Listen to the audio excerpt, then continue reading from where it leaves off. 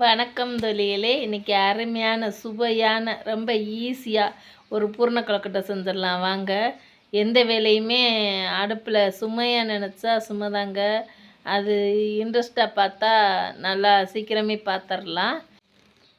பொதுவாக சமையக்கட்டில் நேரம் செலவிட்டால் நம்ம எந்த உணவும் ஹெல்த்தியாக செஞ்சு சாப்பிட்லாமுங்க. இன்றைக்கி பூர்ண கொழுக்கட்டை செய்வது எப்படின்னு பார்க்கலாம் வாங்க. அருமையான டேஸ்டியான ஒரு பூர்ண கொழுக்கட்டை செஞ்சுருவோம் வாங்க. அதுக்கு தேவையான பொருளெல்லாம் பார்ப்போம். 1/2 கிலோ பச்சரிசி எடுத்து 4-5 முறை நல்லா கழுவி எடுத்து ஊற வச்சுருக்கீங்க. 200 கடலைப்பருப்பு எடுத்து ஊற வச்சுருக்கீங்க. 2 ஸ்பூன் நெய் தேவைப்படும். 4 ஏலக்காய், 2 வெல்லம், ஒரு தேங்காய் உடச்சி வச்சுருக்கீங்க. தேவையான பொருள் இவ்வளோதாங்க. இப்போ இந்த அரிசியை நைஸாக அரைச்சிடலாங்க. இதில் ஒரு முடி தேங்காய் சேர்த்து அரைக்கணும். இதை வேக வச்சுக்கலாங்க. அரை வேக்காடு வெந்தது லைட்டாக உப்பு சேர்த்துக்கலாம், ஏன்னா இனிப்பாக தான் செய்ய போகிறோம். 1 ஸ்பூன் கல் உப்பு போட்டுருவாங்க.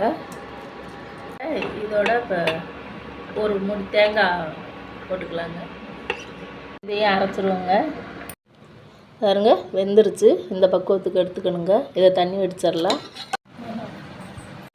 பாருங்க 2 பேச்சா ஊற்றி வதக்கிக்குவோங்க.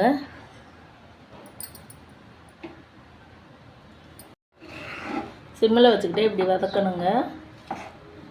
தோசைக்கல்ல வதக்கிறது ஈஸியாக தாங்க இருக்கும். ரொம்ப இளம் பக்குவமாக இருக்கையில் நிப்பாட்டிடணுங்க. சேர்ந்து பிசையில் சரியாக போயிடும்.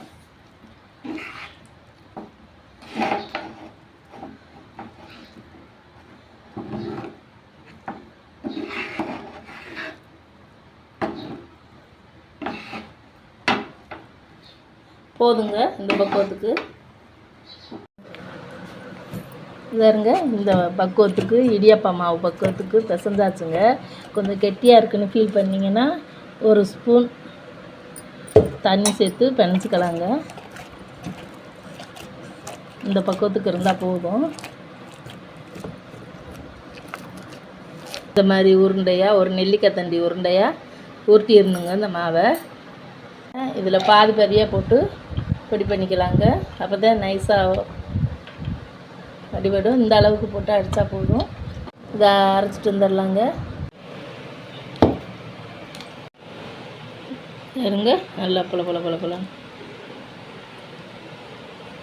நல்லா அவ்வளோ உதிரியாக கிடைக்குதுங்க. இதனால தான் நான் கடலைப்பருப்பை குழைய வைக்கக்கூடாதுன்னு சொன்னேன். குழைய வச்சுட்டா இந்த மாதிரி அடிக்க முடியாது. 2 வெல்லத்தை பிளாஸ்டிக்கில் போட்டு அம்மியில் வச்சு நச்சுருக்கேங்க. இதை இப்போ மிக்சி சாருக்கில் போட்டு அடிச்சிடலாங்க. நான் எடுத்திருந்த ஏலக்காயை இந்த கடலைப்பருப்போடு சேர்த்து அடிச்சிட்டேங்க. நைஸாக பொடி பண்ணியாச்சுங்க. இதில் சேர்த்துக்கலாம்.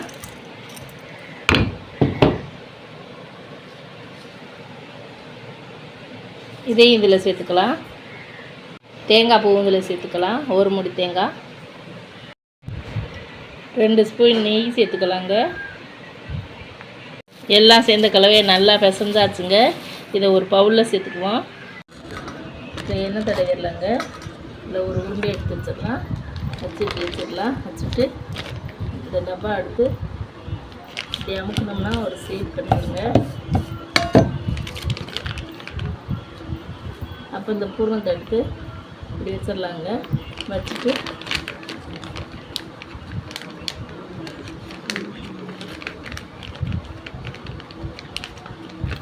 இப்படி பண்ணிங்கன்னா அருமையான பூர்ணம் தயாராகிடுங்க. பூர்ண கொழுக்கட்டை பாருங்கள். இந்த ஷேப்பில் கையால் பண்ணலாங்க. அழகாக இருக்குது. நான் அந்த மெத்தட்லேயும் பண்ணலாம், இந்த மாதிரி கையாலையும் பண்ணலாம்.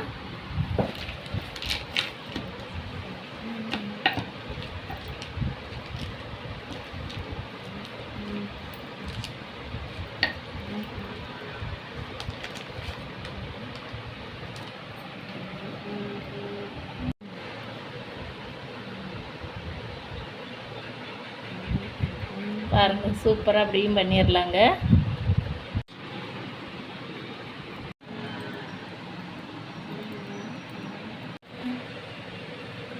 இட்லி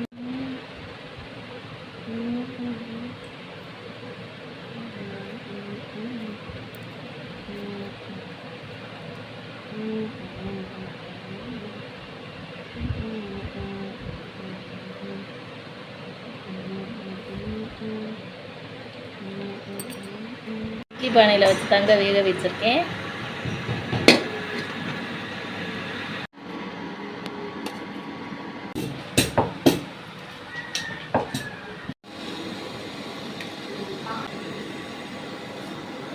கொழுக்கட்டை ரெடி ஆயிடுச்சுங்க. இது வேக 10 நிமிஷம் போதும். வீடியோ பிடிச்சிருந்தா லைக் பண்ணுங்கள், ஷேர் பண்ணுங்கள், சப்ஸ்கிரைப் பண்ணுங்கப்பா.